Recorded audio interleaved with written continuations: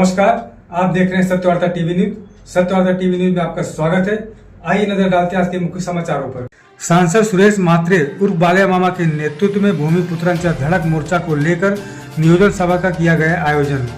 बता दें, मानकोली स्थित नवी मुंबई अंतर्राष्ट्रीय विमानतल को स्वर्गीय दिवा पाटिल साहब का नाम देने के लिए केंद्र सरकार का ध्यान केंद्रित करने के लिए 22 से 24 दिसंबर 2025 तक पद यात्रा मोर्चा का आयोजन किया गया है, जिसके नियोजन को लेकर नियोजन सभा का आयोजन किया गया, जिसमें आरसी पाटिल जी, कृष्णकांत कोंडलेकर जी, विश्वास थले जी, सोनिया पाटिल जी, अरुण पाटिल जी आदि मान्यवर व भारी संख्या में भूमिपुत्र उपस्थित थे। मामांना आपण धन्यवाद देतो। बरेच खासदार आपण निवडून दिले, परंतु मांदिनीसारखे घरात बसले। हा मर्द समाजाचा बच्चा आहे आणि आंदोलन जो काढला तो सगळ्या देशामध्ये प्रसिद्ध झाले बाला मामा। आणि म्हणून मी आपल्याला सर्वांना मागणी देतो, आता तो मोटारीचं आंदोलन नाही, आता मानसिक आंदोलन नाही, म्हणजे मानसिक ताकद आपल्याला दाखवायची। ती दाखवण्याकरता गाईडलाईन दिलेले आहेत।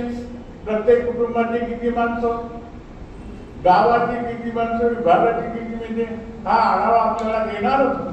परंतु साईबाबाच्या कृपेने सर्वांनी शपथ देतो की हा आपला जो आहे मेळावा तो जास्तीत जास्त देशामध्ये आपला आगरी समाज कोणत्या पद्धतीने हे पाहायला मिळाला पाहिजे आणि त्या दृष्टीने आपण प्रयत्न केले पाहिजे, तरच दिवा पाटलांचं नाव लावू शकतील, नाहीतर दिवा पाटलांचं नाव लावू शकत नाही। तेव्हा सर्वांना मी विनंती करतो, त्या दिवा पाटलांचा जर प्रश्न आपण सोडवला त्याने बरोडी सारखे किरकोळ प्रश्न आहे। बाल्या मामांचा एवढा वजनवाडा तुम्ही सांगाल की ते दिल्ली पार्लमेंटमध्ये सराव पास होतील आणि या विभागाचा कल्याण राहणार नाही। अनेक अडचणी या त्याच्यामागे आहेत। लाईटचा प्रश्न आहे, जमिनीचे प्रश्न आहे, जमिनीचे वरून पैसे खाते होतात, इथे खालून दलाली करणारे लोक आहेत त्यांचा प्रश्न आहे, पुरांचा प्रश्न आहे, वाराईचा प्रश्न आहे, अनेक प्रश्न आपल्या समोर आहेत। गेल्या अनेक 10 वर्षांमध्ये प्रश्न आपले सुटले नाहीत। जमीन कोणाची, गुराम कोणाचं, वाराई कोण खातो, पैसे कोण खातो, दलाली कोण करतो, या प्रश्नाला तुमच्या तुम्ही मागे साईबाबाच्या कृपेने बाला मामाने निवडून दिलं, तुम्हाला सगळ्यांना मी धन्यवाद देतो।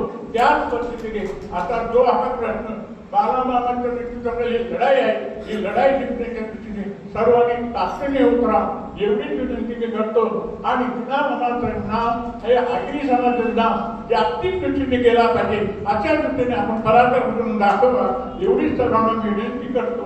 आणि सरकारी पक्षापासून ते विरोधी पक्षापर्यंत कोणाचाच ऑब्जेक्शन नाही की दिवा पाटलांचं नाव घेऊ नये, असं आजपर्यंत कोणी बोललेलं नाही। आणि असं असताना सुद्धा वेळ काढूनपणा जो चाललेला आहे आणि त्याच्यामुळे मनामध्ये शंका येते आणि ही शंका दूर करण्यासाठी जो काही रेटा आपल्याला पाहिजे, जनतेचा रेटा जो पाहिजे तो आपल्याला वाढवायला पाहिजे। आज या ठिकाणी जी मंडळी काम करतात, याच्या अगोदर तुमच्या कृती समिती वगैरे सगळे काम करतात, आज पण करतायत, सर्वजण आपापल्या परीने त्या ठिकाणी काम करतायत। कृती समिती असू दे, आपली मंडळी असू दे, मामा असू दे, आपण सर्वजण असू दे, या मंडळीमध्ये कुठेतरी फूट पाडण्याचा प्रयत्न कदाचित होण्याची शक्यता आहे। आज टाइमपासची जी भीती वाटते, ती भीती अशासाठी वाटते की कदाचित आपल्यामध्ये फूट पाडली जाईल आणि या आंदोलन कुठेतरी भरकटल्यासारखा नेण्याचा प्रयत्न करतील।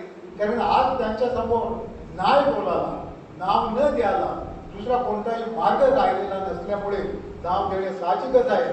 आणि जर त्यांच्या मनामध्ये नसेल, शासनाच्या मनामध्ये जर नसेल, तर कदाचित आपल्या आपल्यामध्ये काही ना काहीतरी करून फूट पाडण्याचा प्रयत्न करतील। याच्यापासून सर्वांनी सावधान झालं पाहिजे, सर्व कार्यकर्त्यांनी सावधान झालं पाहिजे। जे या आंदोलनामध्ये आजपर्यंत काम करतात त्या सर्वांनी याच्यामध्ये सावध झालं पाहिजे असं मला वाटतंय। आणि आपण सर्वांनी हे जे काही आता आंदोलन 22 तारखेपासून आपल्याला करायचं आहे, हे जास्तीत जास्त अत्यंत कणखर करण्याचा प्रयत्न आपण सर्वजण करूया। जय हिंद, जय महाराष्ट्र।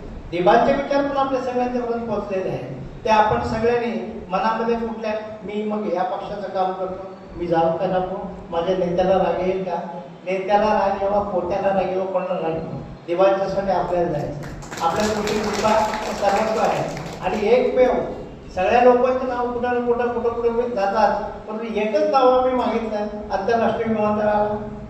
तेव्हा काही लोकांनी शंका घातल्या, मग आंतरराष्ट्रीय विमानतळ मग तिथं दिवा कसे माहीत पडतील.